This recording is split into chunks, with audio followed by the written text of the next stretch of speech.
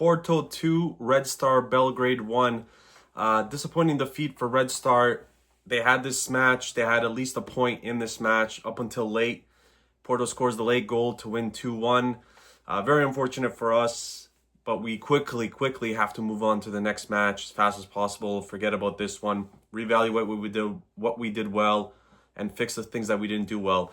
Start from the beginning. The starting lineup, I think, was what we expected, except for two positions, I would say. I think Vasile Kostov starting was a surprise because we thought Duarte would play behind Anatovic. And the second was Radonic starting on the wing, and not Milson or whoever, or Oleinka, for example. Right off the bat, the penalty in the 9th minute. I mean, Tebu Chena just gets turned, and he brings down the striker, which is, textbook penalty. Nothing you can do about it. Nothing you could say. Just a penalty. Up 1-0, in the 9th minute.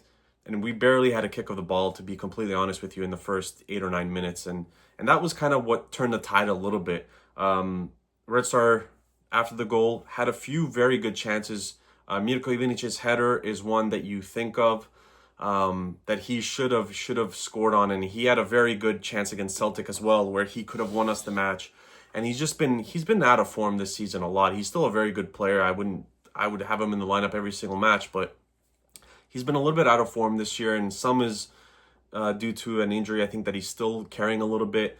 And hopefully from now on, he can kind of start playing a little bit better, because he is one of our most creative players, if not our most creative player in that final third area. So when he's not on, then the rest of the guys have trouble, getting passes fed to them and scoring goals. So when he's on, we're very good. When he's off, we do kind of look around a little bit and think who's going to carry the torch, who's going to create the chances, but it ultimately all starts with him. Radonic starting, I think, was the right decision. I think that he had a few very good moments in the first half where he turned some opponents. The one thing with Ivanic, the two things with Ivanic is, like, physically he's in poor conditioning, and secondly, his he has to have better passing in the final third. So he's got to pass when he needs to pass, and he needs to shoot when he needs to shoot. Sometimes he does the complete opposite, which is normal. Every footballer does that. But I feel like with him, it's almost like glorified. Kind of happens a lot. And I think he did some very good things even in the second half. But in the first half, he was very lively. And he did the same thing against Celtic in the first 10 or 15 minutes. Very lively, and then he kind of faded towards the end. So the Mirko Ivanic chance I talked about, Vasile Kostov, 17 years old. The goal that he scored was just a beauty. And he makes the game look easy for a 17-year-old. And we've had a lot of very good 16, 17, 18-year-olds, but his passing and he's mature beyond his age. Like, to get into open areas, to pick out a pass, he's very good, and that goal was very well taken. Like, that was an excellent goal.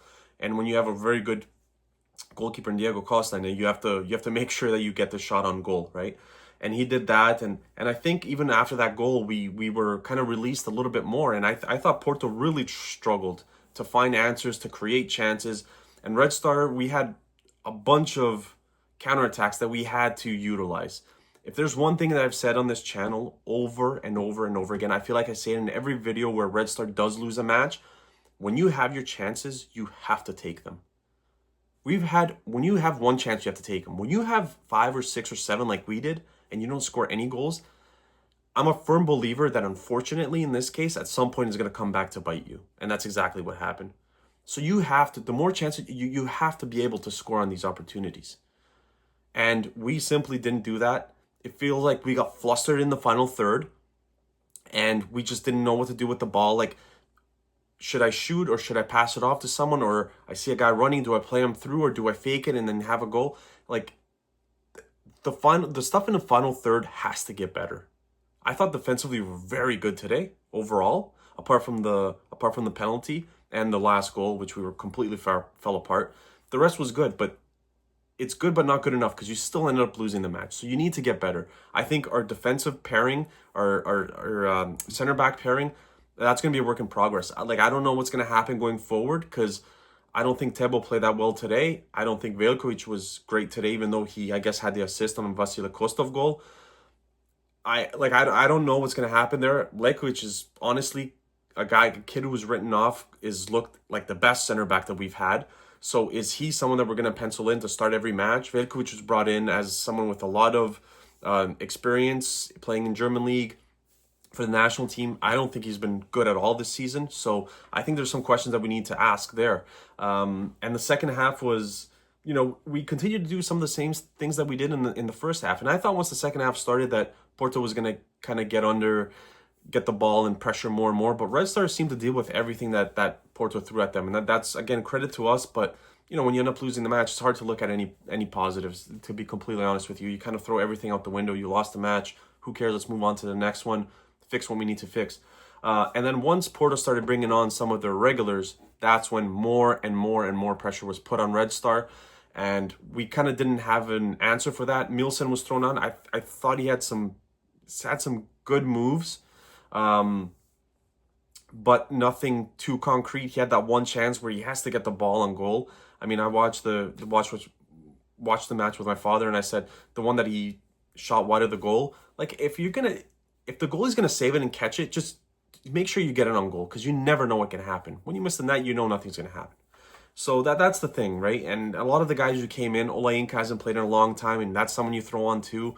I mean, Duarte came on, and Duarte's lively. I love Duarte, and I would have kept Arnautovic up top, and then played Duarte behind him as more of an attacking midfielder and left Ivanic there and Mielsen on the other side. But, I mean, different plan, and I completely understand that.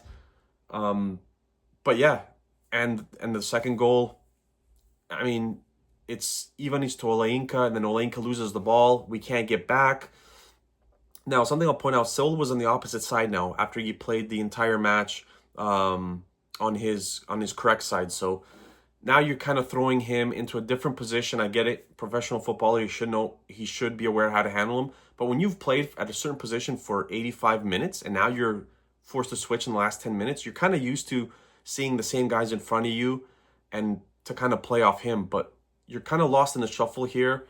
Veljkovic had to do a better job, I think, of closing out, I think it was Pepe on the wing, to kind of draw him in an offside position, which he didn't do very well. And ultimately, Pepe squares it, goal, and that's the match. So I think we got a lot of these balls that were kind of deflected, that were almost like 50-50 balls. Feels like a lot of them went to Porto. We got some, but a lot of them went to Porto. And yeah, it's very unfortunate. A lot of people were talking before the game how this is going to be 3-4-0, blah, blah, blah. I didn't think that. I know I watched some of Porto's last match. I think I watched the second half against Red Bull, where Porto didn't look like anything special. Sure, they won it again at the end, just like they did today. So, yeah, I think from our behalf, it has to be a lot better. Like, the finishing, for sure, like I always say, and in Champions League, you better, or Europa League, Champions League, whatever, Conference League, you have to be able to finish. You have to be able to finish because you don't know how many chances you're going to get. And for us, that wasn't the case. Duarte had a very good chance as well in the second half, where we have to finish our opportunities, and we just didn't do that today. And ultimately, I think that's, to be completely honest, I think that's why we lost. You have to be able to score goals at the end of the day. You have to be able to score more goals than your opponent. So, and we didn't do that very well. I also think that selling some of our younger players, like we miss Veljko Milosavic at the back. I think that's a guy you would have had penciled in as a starting center back, and then you could kind of work around that, whether you start Tebo Cheno, or do you start Veljkovic, or do you start Lekovic, whatever the case may be. But he would have been penciled in, and he would have been our best center back. So yeah, that's a recap for the game. Next match against Braga, again, another Portuguese opponent where we have to absolutely get something from this match, preferably the 3 points. But Braga is a team that we faced, feels like, every Champions League, Europa League campaign. So hopefully we're familiar with them, and we kind of fix what we need to fixing from this match, and we move on to the next match. So let me know below what you thought about the game, who was your standout player, and what you thought about just the game as a whole.